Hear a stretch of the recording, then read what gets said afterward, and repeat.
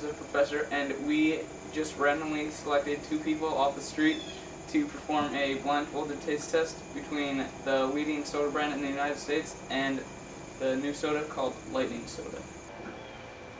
Alright, there you go. Oh, good. This stuff is disgusting. Oh. There you go. Ah, this is awesome. Oh my goodness. Really? Alright. Alright, here you go. Oh, this soda sucks. Okay. Ew, get it away from me. Oh, this is so good. Interesting. Wow.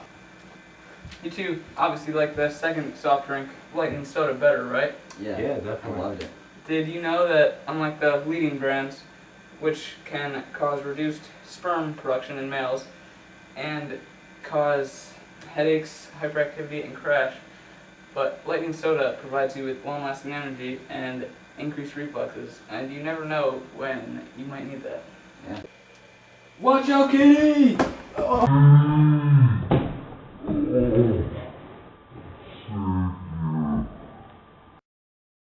Buy it!